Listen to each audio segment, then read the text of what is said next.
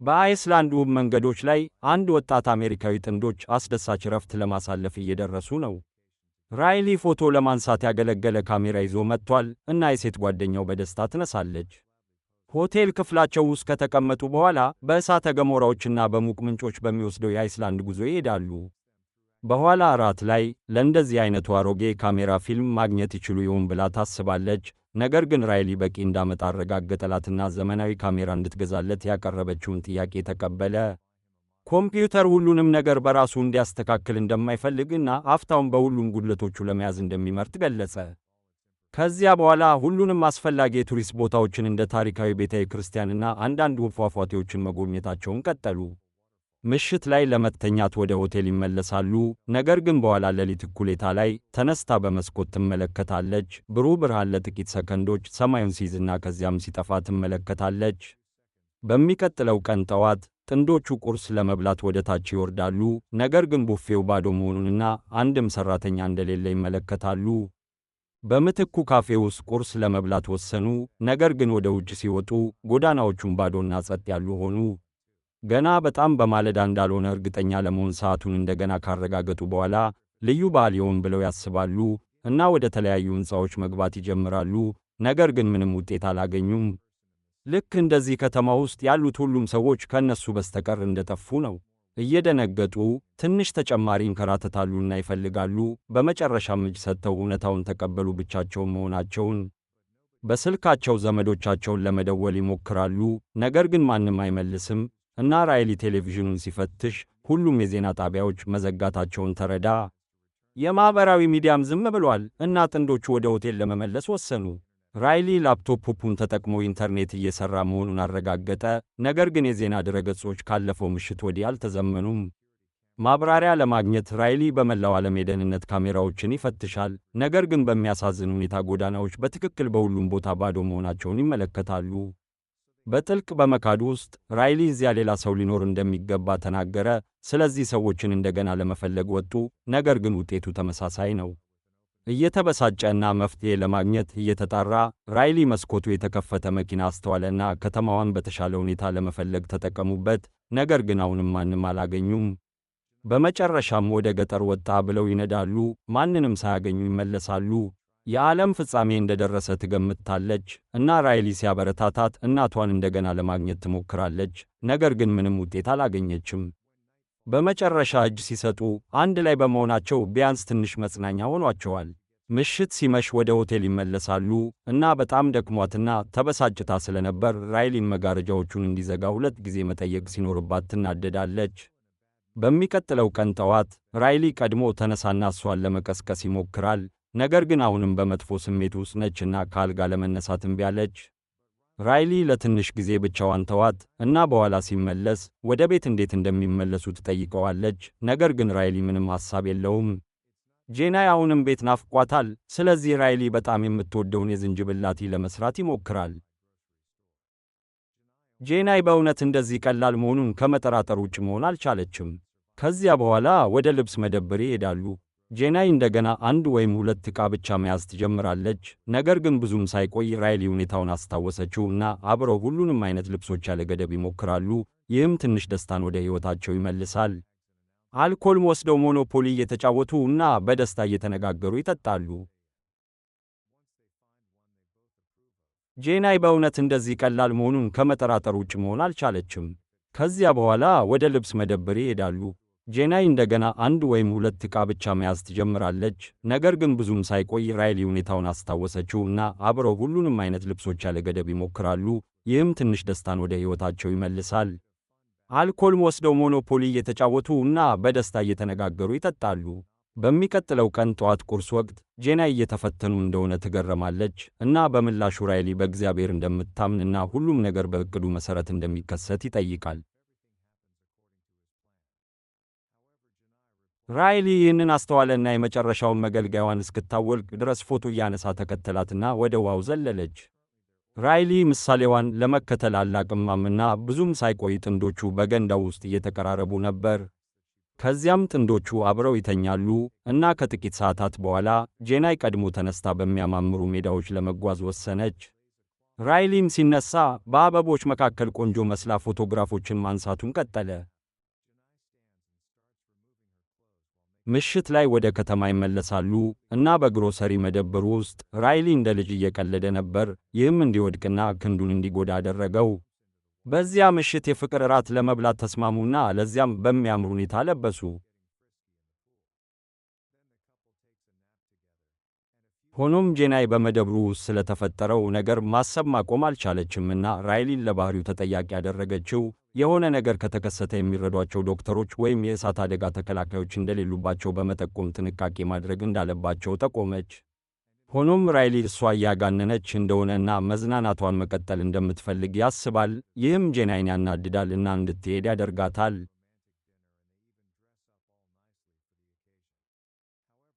ከጥቂት ደቂቃዎች በኋላ ራይሊ በአበቦች ተሞልቶ በባዶ ከተማ ውስጥ ይራመዳልና ወደ ቤትም ደረሰ።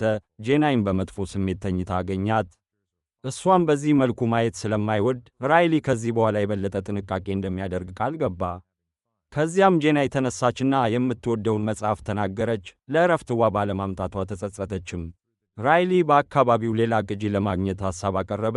ነገር ግን ጄናይ የራሷን ብቻ ነው የምትፈልገው፣ ምክንያቱም ከአባቷ ስጦታ ስለነበር እና በሕይወቷ ውስጥ የተከሰቱትን አስፈላጊና ትርጉም ያላቸው ነገሮች ሁሉ መዝገቧ ሆኖ አገልግሏል።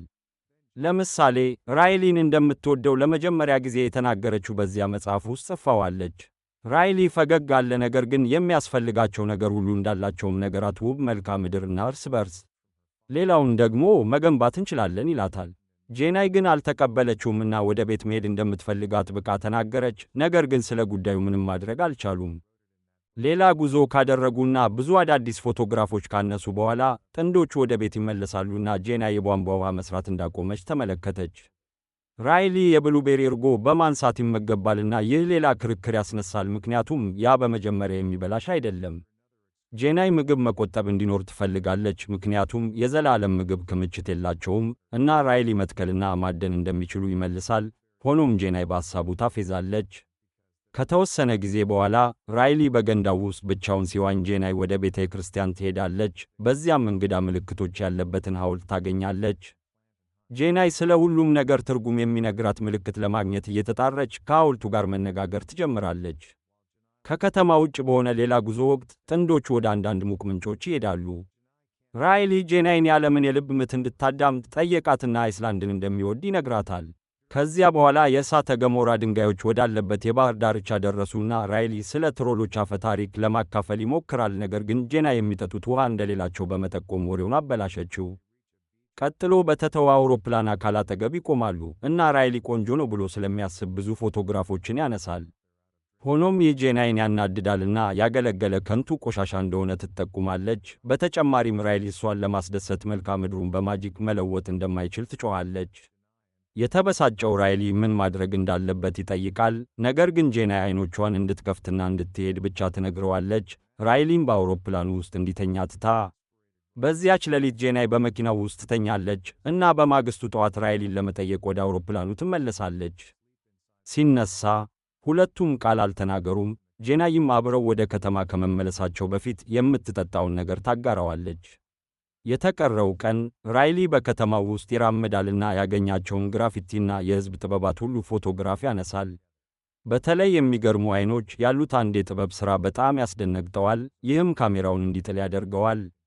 ይህ በእንዲህ እንዳለ ጄናይ ማሳወቂያዎችን በመፈለግና ሰዎችን ለማግኘት በመሞከር ላፕቶፑን በማገላበጥ ጊዜዋን ታሳልፋለች። ነገር ግን ምንም ውጤት አላገኘችም።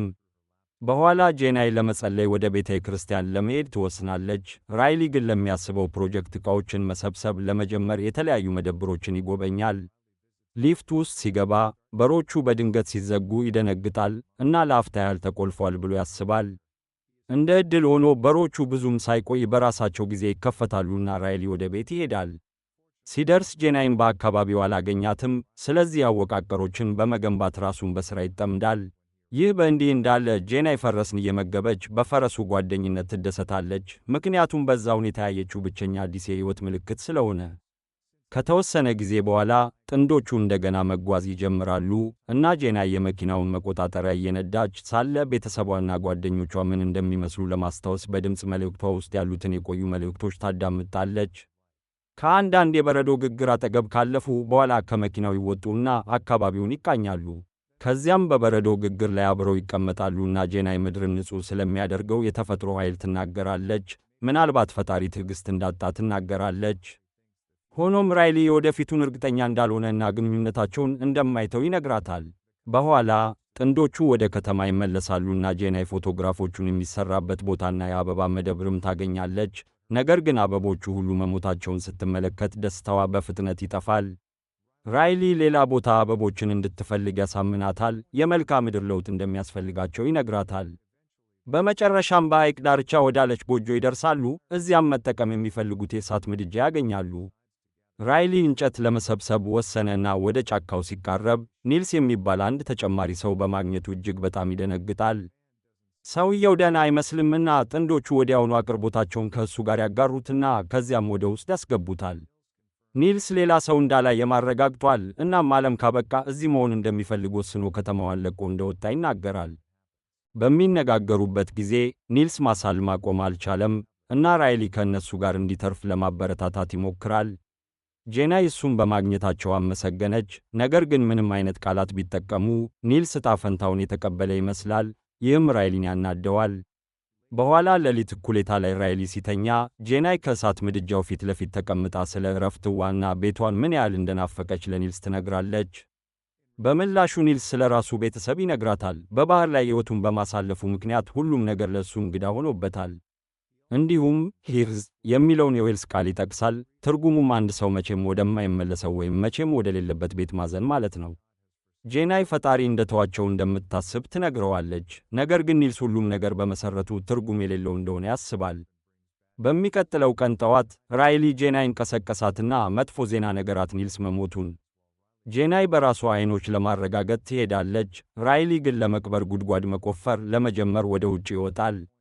ጄናይ ስትወጣ ኒልስን መቅበር ምንም ትርጉም እንደሌለው ትናገራለች። ይህም ሌላ ክርክር ያስነሳል። በሕይወት ያሉትን ሰዎች ማግኘት ላይ ማተኮር ወይም በመትረፍ ላይ ያሉ ሰዎችን መፈለግ ይሻላል ትላለች። ራይሊ ለበቂ ጊዜ እንደፈለጉ ይናገራል። ነገር ግን ጄናይ በትክክል እንዳልፈለጉ ትናገራለች። ወደ ከተማ ሲመለሱ ጄናይ አንዳንድ የቧንቧ ቴፕ ይዛ የተተው ቤቶችን ምልክት ማድረግ ትጀምራለች። ራይሊ እሷን ተከትሎ ይህ በሕይወት ያሉትን ሰዎች ማግኘት ሳይሆን የሞቱትን ሰዎች ምልክት ማድረግ እንደሆነ ይጠቁማል። ወደ ቤት እንድትመጣም ይለምናታል። ሆኖም ጄናይ እዚህ ምንም ቤት እንደሌለ ትናገራለች። ሌላ ክርክር ይከሰታል እና ራይሊ ጄናይ የማይሆኑ መልሶችን እየፈለገች እንደሆነ መናገር ቢችልም ምንም ነገር መለወጥ ስለማይችሉ ትርጉም እንደሌለው ያስባል። አብረው ጥሩ ሕይወት መኖር እንደሚችሉ ጄናይን ለማሳመን ይሞክራል። ነገር ግን ጄናይ ምን እንደሆነ እንኳን እንደማታውቅ አምኗል። ከተወሰነ ጊዜ በኋላ ራይሊ የንፋስ ወፍጮ ለመስራት ከጄናይ ጋር እንደገና ይሞክራል። ወደ ወንዝ ይመራታልና አብረው የተቀመጡበትን የበረዶ ግግር እንድታስታውስ ይጠይቃታል። ከዚያ የበረዶ ግግር የሚቀልጠው ውሃ ይህንን ወንዝ እንደሚፈጥርም ይገልጽላታል።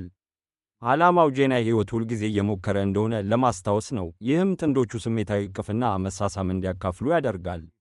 በኋላ እራት ላይ የመጨረሻውን ውሃቸውን ይካፈላሉ። ሳህኖችን እያጠበች ሳለ ጄናይ ላፕቶፕ ኢሜል ይቀበላል እና ጄናይ በግልጽ ደስታ እየሮጠች ትፈትሸዋለች። ሆኖም ስትከፍተው በራይሊ የተላከ ፎቶ ብቻ እንደሆነ ተመለከተች። ጄናይ በተስፋ መቁረጥና ብስጭት አለቀሰች። በመጨረሻም እዚያ ማንም እንደሌለ ተቀበለች። በሚቀጥለው ቀን ጠዋት ራይሊ ትልቅ ነጭ ኤንቨሎፕ በስሙ ላይ አገኘ። የሠራውን የውሃ ፓምፕ ካነቃ በኋላ የኤንቨሎፑን ይዘት ይፈትሻልና የተሠሩ ፎቶግራፎችን ያገኛል። ሆኖም በላያቸው ላይ የጄናይ አገላለጽ እሱን ያስጨንቀዋል። ስለዚህ ከቤት ወጥቶ ጄናይን ለማግኘት በከተማው ዙሪያ ይነዳል። በመጨረሻም ጄናይ መኪና በሙቀት ውሃ ገንዳ አጠገብ ቆሞ አገኘ እና ሲቀርብ ጄናይ ሰውነቷ በውሃው ላይ ተንሳፎ በማግኘቱ እጅግ ተደናገጠ። ሁኔታውን መቋቋም ስለማትችል ራሷን ያጠፋች ይመስላል። ራይሊ ወደ ገንዳው ዘሎ ጄናይን አወጣ፣ ነገር ግን ምንም ማድረግ አልቻለም። ከዚያም የጄናይን ምሳሌዋን ለመከተል ይሞክራል፣ ነገር ግን የመኖር ስሜቱ በጣም ጠንካራ ነው። ከዚያ በኋላ ራይሊ የጄናይን አካል አቅፎ ልቡ እስኪሰበር ድረስ አለቀሰ። ከተረጋጋ በኋላ ጄናይን ትቶ ለመሄድ ወሰነ። ራይሊ ወደ መኪናው ተመልሶ መንዳት ይጀምራል። አሁን ብቻውን ስለሆነ ምን እንደሚደርስበት እያሰበ ማሽከርከሩን ይቀጥላል።